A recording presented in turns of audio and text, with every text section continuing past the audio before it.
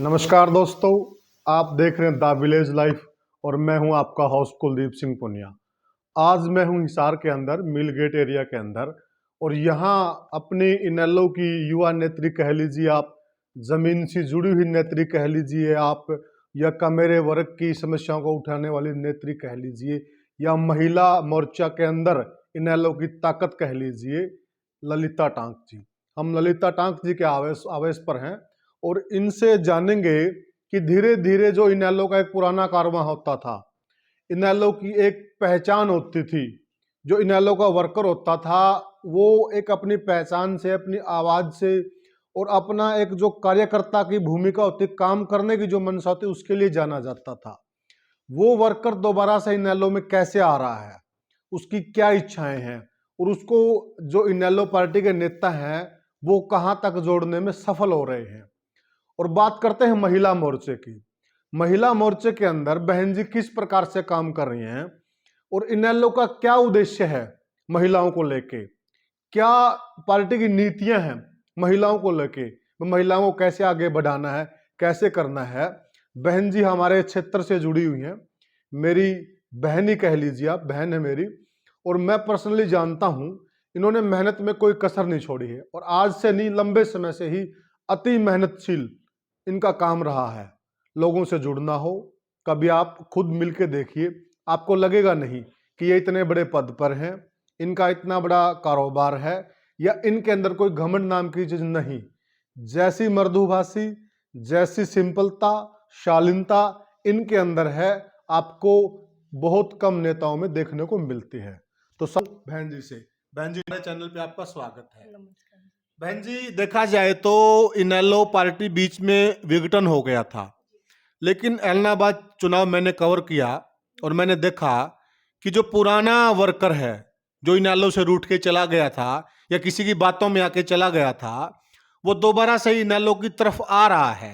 वो किस भावना से आ रहा है और उससे आपको क्या लगता है? ऐसे है, जो इनेलो का वर्कर जो टूट के जेजेपी में चला गया था, सारा का सारा जेजेपी में ही चला गया था लगभग। जी।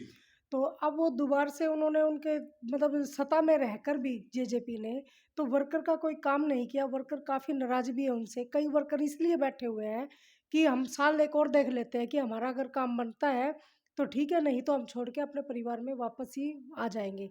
और लोगों ने वोट भी इनेलो को ही दिया है। क्या उस वर्कर को वही मान सम्मान मिलेगा पुराने वाला जो पहले मिलता था? बिल्कुल मिलेगा, हम तो मानते ही नहीं कि हमें वो छोड़ के चले गए। ये तो 2 घर की बात थी, कोई उधर चला गया, कोई इस तरफ आ गया और यहाँ तो बिल्कुल खुला ही है। आओ, बल्कि हमें लगता ही नहीं कि जेजेपी का वर्कर हमारी तरफ आ रहा है, तो कि मतलब वो दूसरी पार्टी को छोड़ के हमारा परिवार में था, परिवार में ही वापस आ गया वो। क्या कहना चाहेंगे आप इस वीडियो के माध्यम से? कई भाई हैं वो थोड़े ऊहापोह की स्थिति में होंगे कि हम इधर आ गए थे, अब उधर जाएं तो वो हमें मान सम्मान मिलेगा, वैसे इज्जत मिलेगी, जैसे पहले हमारे काम होते थे वैसे होंगे कि नहीं होंगे। आप इस विषय पे उनको क्या संदेश देना चाहेंगे इस वीडियो माध्यम से, ताकि वो लोग इस वीडियो को देखते तुरंत दौड़े चले आए? देखो, अगर कोई जेजेपी का वर्कर, वो इनेलो का वर्कर था, अगर वो अपने घर में वापसी आता है तो हम तो उनके लिए नए नहीं है, हम तो पुराना ही है। हमारे पास आएगा क्योंकि हमारी तो सेम ही बात रहेगी उनके साथ। हमारे साथ जो उनका प्यार प्रेम आज भी है, पहले भी था। और वो यहाँ आएंगे तो उनको खुद महसूस होगा कि हम अपने घर में वापसी आ गए। और घर में आने के बाद तो उनको एक अच्छी फीलिंग आएगी। और यहाँ तो आपने कहा कि उनके अंदर वो आएंगे तो उनको वही मान सम्मान मिलेगा। बिल्कुल पूरा मान सम्मान मिलेगा। तो एक चीज ये मैं जानना चाहता हूं कि जो इन जजपा के तरफ चले गए थे काफी सारे वर्कर, अब आपको क्या लगता है कितने आ गए हैं और कितने आने तैयार हैं? मेरे ख्याल से लगभग आ चुके हैं, क्योंकि जिस तरीके से वो बात करते हैं, लोग फ़ोन पे हो जाती है बात, तो मतलब इंतज़ार कर रहे हैं थोड़ा-थोड़ा सा, अब धीरे-धीरे लगभग आ जाएँगे। मेरे को लगता है कि 50% के आसपास वर्कर वापसी आ चुका है। और जो बाकी 50% बचा हुआ है, वो यही बात है कि साल एक और देख लेते हैं, आपसे बाहर नहीं जाएँगे। और खुद कहते हैं कि हमारे से गलती हो गई, हम इस गलती को दोबारा से नहीं दोहराएँगे। ये तो बात हुई वर्कर की। जी। अब हम बात करते हैं सरकार की। हाँ जी। ये सरकार दो दलों की सरकार है, बिल्कुल। एक भाजपा और एक जजपा। तो इस सरकार को आप 10 में से कितने नंबर देना चाहेंगे? इसमें 10 में से इनको कोई नंबर नहीं मिलेगा, ये 0 अंक पर है, क्योंकि ना तो किसानों के लिए ये ठीक, तीनों काले कानून जो इन्होंने बनाए, तो लोग ये सोच रहे थे कि भई ये जो तीनों काले कानून अगर ये इसको ठीक कर देते, तो लोग फिर भी सोच लेते कि इनको कोई 1-2% नंबर मिल जाता। इनको कोई नंबर नहीं मिलता, क्योंकि ये तो गैस का सिलेंडर से लेकर कितनी महँगाई, मतलब गैस का सिलेंडर का रेट बढ़ गया, पेट्रोल, डीज़ल के रेट बढ़ गए, महँगाई, आटा, दाल, चीनी से लेकर हर चीज़ पर उन्होंने ऐसी आँच मारी है, जिसको सब जानते हैं। तो मेरा तो यही कहना है कि किसी भी चीज़ में ये कामयाब नहीं रहे, तो ये तो फ्लॉप ही है, इनको कोई नंबर नहीं मिलता। आपको क्या लगता है ये अपना पूरा कार्यकाल पूरा करेंगे? देखो, कार्यकाल तो ये है कि हमें तो लगता है कि मध्यवर्ती चुनाव होगा। जिस तरीके से ये चल रहे गुंडागर्दी की सरकार कब तक चलेगी? जी। गुंडागर्दी ज़्यादा दिन नहीं चलेगी। कितने दिन तक खींच-खींच के इनका तो ये हो रहा है, हाथ जोड़-जोड़ के, मतलब धीरे-धीरे धक्का मार ले, क्या पता कब तक चले? कब इनकी भंग हो जाए, हम तो तैयार बैठे हैं चुनाव के लिए। अगर मध्यावधि चुनाव होते हैं, जी। तो आप इनेलो पार्टी को किस पायदान पे रख रहे हैं? देखो, मध्यवर्ती चुनाव जब होगा तो इनेलो एक तरफ़ी सामने आएगी, क्योंकि किसान एक तरफ़ा होकर इनेलो के साथ खड़ा होगा, और किसानों के साथ हम खड़े हैं। वो सब पूरा हरियाणा जानता है कि अगर एकमात्र अभय सिंह चौटाला जी थे, जिन्होंने अपने पद से इस्तीफ़ा देकर किसानों के साथ खड़े हुए थे, और आज भी हम किसानों के साथ ही खड़े हैं। अगर किसान और हम मिलकर इकट्ठे चुनाव लड़ने का काम करेंगे। किसान आंदोलन की बात करते हैं। जी। किसान आंदोलन देखिए, इस बार जो किसान आंदोलन है, करीब 1 साल से किसान सड़कों पे बैठा है। कहीं न कहीं किसान को अन्नदाता का दर्जा भी दिया जाता है, और अन्नदाता 1 साल से सड़कों पे बैठा है। आपको क्या लगता है कि ये जो नाराज अन्नदाता है, ये इनेलो की तरफ सारा का सारा आएगा? बिल्कुल आएगा, क्योंकि उनको भी दिख रहा है, कई बोलना नहीं चाहते, क्योंकि अगर कोई दिल की बात, अपनी सच्चाई की बात अगर अभय सिंह के लिए अगर एक अच्छा भी वर्ड बोल दे, तो वो राजनीति सामने आ जाती है। अभय सिंह का किसी भी किसान नेता ने नाम ले दिया, तो उसको बदनाम करने के लिए पूरी की पूरी पार्टी अभय सिंह को मतलब किसानों को बदनाम करने के लिए निकल पड़ती है। और किसान तो हम भी जाकर बैठते हैं धरने पर। यहाँ पर टोल पर हमारी ड्यूटी लगती थी कि 20 हफ्ते में आप लोगों ने आके बैठना है। हम भी वहाँ पर बैठे हैं। अगर हमारे जैसे वहाँ जाके बैठ जाए, तो लोग हमें नेताओं का नाम दे देते हैं। तो कई बार शर्म में भी हम ये सोचते हैं कि हम अपने घर में बैठे, क्योंकि इनका किसान आंदोलन खराब ना हो। इसीलिए यही चाहती हूँ कि ये जितने भी बार-बार बोलते हैं कि जितने भी किसान धरने पर बैठे हैं, ये आंदोलन जो चल रहा है, ये किसान नहीं, ये कोई बाहर से आए हुए सरकारी, मतलब ऐसे बेकार आदमी बैठे हैं कि हम सर क्या बोलते हैं उनको? असामाजिक तत्व। असामाजिक तत्व आके बैठे हैं। तो मेरा कहने का मतलब ये है, ये किसानों को बदनाम कर रहे हैं और कुछ नहीं। अगर आपकी सरकार बनती है, जी, किसान वर्ग आपको खुल के समर्थन देता है, जी, तो जो किसान की समस्याएं हैं, जी। क्या आप उसको पूरा 100% समस्या का समाधान करने का काम करेंगे? देखो, पूरा हरियाणा जानता है कि जो इनेलो है, वो किसानों से जुड़ी हुई पार्टी है। किसानों की, दलितों की, कमेरे वर्ग की पार्टी है ये। ये किसानों को देख के, दलित को देख के या आम जनता को देखकर ही निर्णय लेती है, और बिल्कुल हक में रहेगी ये।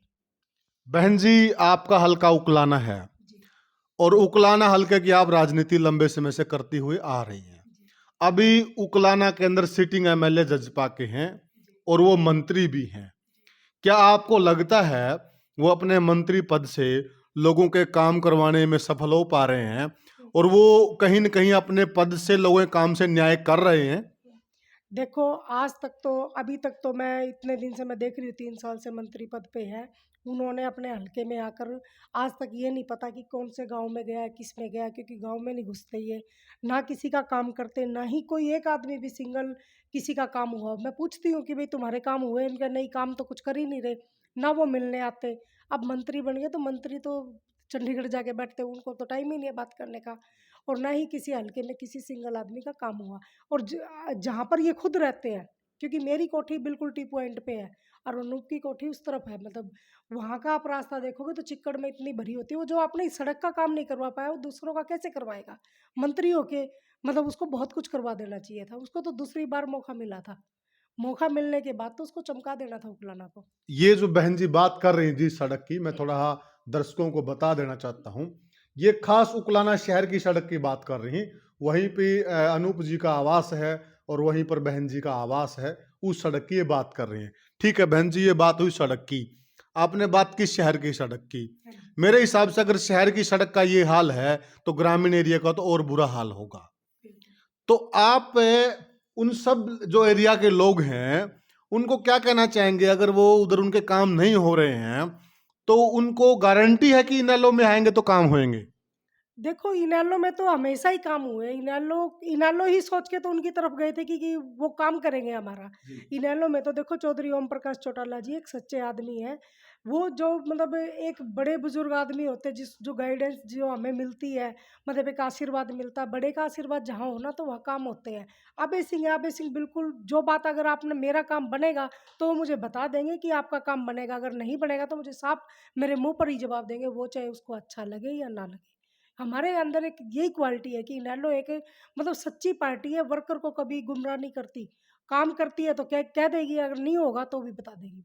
इस बात पे मुझे एक बात और ध्यान में आ गई कि जब जजपा अलग बनी तो कहीं न कहीं इनेलो में भगदड़ मच गई थी, और आप उन गिने चुने सिपाहियों में से एक हैं जिन्होंने इनेलो का दामन नहीं छोड़ा। ऐसी क्या खास बात थी, ऐसी क्या पहचान थी कि आपने कि वहां जाने के लाभ नहीं है, मैं इनेलो में ही रहूंगी ठीक रहेगा? ये डिसीजन मेकिंग और ये जो आपके अंदर ये भावना जागृत हुई, इसका थोड़ा मैं समझना चाहूंगा। देखिए, जब इनेलो अलग हुई, इनेलो और जसपा अलग से पार्टी बनी, 2 एक परिवार के 2 हिस्से हो गए, तो कहीं न कहीं हमें भी लगा कि हमें कौन-सी तरफ जाना चाहिए। मैंने तो सिर्फ़ एक ही बात पूछी कि अपने बड़े साहब चौधरी ओम प्रकाश चौटाला जी जिस तरफ भी जाएँगे, हम उस तरफ जाएँगे।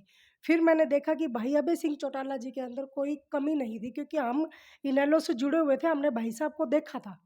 भाई साहब मतलब बहुत ही अच्छे इंसान थे। उनको तो सिर्फ़ एक वैसे ही बदनाम कर दिया कि अभय सिंह, जहाँ पर अभय सिंह बीच में आ गया काम नहीं होगा, और जिसमें अभय सिंह ही काम करते हैं, हमें मीठे आदमी पसंद नहीं है। मैंने तो एक अपना डिसीज़न लिया, क्योंकि देखो मैंने भी राजनीति इनेलो की करी थी और बहुत अच्छी मतलब दिल से राजनीति करी थी। अपने घर को, बच्चों को मैंने छोड़ के मैं दिन-रात इनेलो की मतलब मैंने मेहनत करी। जिस टाइम पार्टी अलग हुई, तो आप इस चीज़ से अंदाज़ा लगा सकते हैं, मेरे को इस माइक में तो ना बुलवाओ, इ जब हमने उनको छोड़ दिया तो कोई न कोई कारण भी रहे होंगे, कोई न कोई कमी भी रही होगी। हमने अभय सिंह को क्यों चुना? क्योंकि वो सत्य आदमी थे, सही थे। हमें पता था कि पावर में वो आदमी आएँगे, क्योंकि पूरा हरियाणा तो उनकी तरफ खिंचता जा जी रहा जी था। जी। हम उस तरफ जाकर बैठे जहाँ कम आदमी थे। हमें ये था कि हम दोबारा से मेहनत करके हम दोबारा से इनेलो को खड़ा कर देंगे। अगर कोई हमारा पुराना वर्कर बहकावे में आके, कोई प्यार के बहाव में आके चला गया या किसी से जुड़ के चला गया, कोई ऐसे भी निकल गया, तो वो धीरे-धीरे वापसी अपने घर में आ रहे हैं। पहले हम बिल्कुल 5-7 आदमी मतलब हल्के के अंदर, हर हल्के के अंदर 5-7 आदमी बचे थे, और आज आप जाओ तो हमारी जनसभाएँ होने लग गई अनाज मंडियों में। कहीं किसी गाँव में जाओ तो गाँव में अच्छे प्रोग्राम होने लग गए। तो अब इनेलो का अच्छा सिस्टम चल गया। बहन जी, आपने एक बहुत अच्छी बात की, कहीं न कहीं मैं भी उस बात पे आना चाहता था। और हम गांव देहात में जहां पर भी बैठते हैं, एक छवि की बात आती है, लोगों के अंदर एक भ्रांति है, एक बात फैलाई जा रही है, फैली हुई है कि जी, अभय सिंह चौटाला है वो रूढ़िवादी आदमी हैं, गुंडागर्दी करते हैं, वर्कर की इज्जत नहीं करते हैं, वर्कर की नहीं सुनते हैं। ये उनके बारे में हम बहुत लंबे समय से सुनते आ रहे हैं, और आज मैं ये चीज़ कहीं न कहीं मैं जानता हूं कि आप सत्य बताएंगे, और ये बात दर्शकों तक सत्य ही पहुंचना चाहिए। आप बिल्कुल। एक महिला भी हैं, जो हाँ कि जी। महिला होने के नाते और आपने ज़्यादा फील किया होगा। तो ये क्या सच्चाई है या सच्चाई नहीं है, या किसी बात पे पर्दा डाला जा रहा है, या किसी बात का बतंगड़ बनाया जा रहा है हमारे हरियाणवी में? ये तो दर्शकों तक ये बात होनी चाहिए कि अभय सिंह वास्तव में आदमी कैसे है। मैं आपसे ये पूछना चाहती हूँ कि गुंडागर्दी की जो बात आती है, अभय सिंह के लिए बोल दी जाती है बिल्कुल, कि बहुत। गुंडागर्दी। मैंने आज तक किसी वर्कर के मुँह से गुंडागर्दी की बात नहीं सुनी, और मैं एक महिला होकर मैं कम से कम 20-22 साल से लगातार मैंने इनकी राजनीति की। मैंने देखा, मैंने आज तक भाई साहब को मतलब गलत बोलते हुए नहीं देखा, एक लेडीज़ का मान-सम्मान करते हुए मैंने देखा। कभी हम तेजाखेड़ा फार्म पे गए, तो भाई साहब हमें सीधा ये कहते कि आप अंदर जाके लेडीज़ में जाके आप वहाँ जाओ अंदर। जी। इससे बड़ा मान-सम्मान और क्या हो सकता है? हमें मान-सम्मान मिलता है। पीछे दिग्विजय बोल रहे थे कि पुलिया पे जाते ही पहले जी। पूछते हैं कि भाई साहब का मूड ऐसा है। कैसा? ये बिल्कुल सरासर गलत है, क्योंकि जिस टाइम भाई साहब उनके साथ थे तब क्या अभय सिंह अच्छा था? जी जब भी तो ये थे, ये जी उसको जी। पहले ही छोड़ देते। जी। जब तुम्हें पता तुम्हारे बीच में एक गुंडा बैठा है, तो तुम उसको छोड़ देते। कहीं न कहीं मुझे इन्हीं में मतलब कमी लगती थी कि उसको बदनाम किया जा रहा था, बदमाशी यहाँ से स्टार्ट होती थी। बिल्कुल। ये बात सही है, जमाल गांव में मैं था दिग्विजय ने अपने मुंह से ये बात कही थी, और वो मैं प्रोग्राम कवर भी कर रहा था कि लोग जाते हैं पुलिया से, ये पूछते हैं कि मूड कैसा है, तो कहीं न कहीं वो संकेत उसकी तरफ था। तो ये आपने एक चीज क्लियर की, दर्शकों को भी शायद समझ में आया होगा कि असलियत क्या है। दर्शक समझदार इस चीज का अंदाजा लगा लेंगे। अब बात करते हैं हम आगे। हम उकुलाना हल्के से हैं दोनों ही। हमारा पड़ोसी हल्का उचाना है। सुनने में ये आ रहा है कि इस बार मुकाबला दादा और पोता के बीच में हो सकता है, इसमें कितनी सच्चाई है? देखो, दादा पोता का तो मैं नहीं बता सकती कि भी मुकाबला क्या रहेगा। दुष्यंत को तो वोट मिलता नहीं। मुकाबला तो देखो जनता है, जनता किसको सपोर्ट करती है, जनता के मन का क्या सिस्टम बनता है, और किसान जीतेगा, किसान ही आगे आएगा। ये चीज़ तो मैं आपको क्लियर करना चाहती हूँ कि जो किसान होगा, किसान ही सीट निकालेगा। उसमें चाहे चौधरी ओम प्रकाश चौटाला जी आए या भैया अभय सिंह चौटाला जी आए या कोई और आए, किसान से निकलेगा। अब हम अपने हल्के पे आ जाते हैं। हाँ जी। अगर इस बार हल्का मन बनाया आपको बनाने के लिए, या इनेलो की सीट निकलती है, तो आपके दिमाग में क्या रूपरेखा, आप हल्के के लिए क्या करना चाहते हो? मैं तो आपको एक ही बात कहना चाहती हूँ कि भगवान ने अगर मुझे ऐसा मौका दोबारा से दिया कि मैं चुनाव लड़ूं या फिर मैं विधायक बन जाती हूँ, तो मैं आपको एक चीज़ आपको क्लियर करना चाहती हूँ कि अगली बार मुझे वोट मांगने की ज़रूरत नहीं पड़ेगी। मैं बिल्कुल दिल से हर किसी के दिल में काम करूँगी। मतलब जो बात जो कोई मेरे पास आ गया, मैं उसको वापसी नहीं जाने दूंगी और उसको दिल से मतलब अपने साथ रखूंगी। साथियों, हम बहन जी से पूछ रहे थे और मैंने पूरी कोशिश की कि बहन जी से वो सच बात हम जाने, और वो जो बिल्कुल सच्चाई है बहन जी ने मेरे हिसाब से वो बिल्कुल स्पष्ट कही है।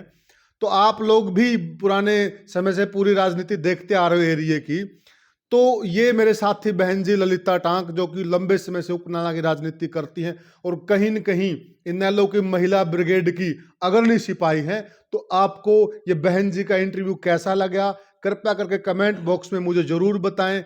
आपके कमेंट हमारे लिए बहुत उपयोगी हैं, और चैनल को सब्सक्राइब और बेल आइकन को प्रेस कर दें। धन्यवाद।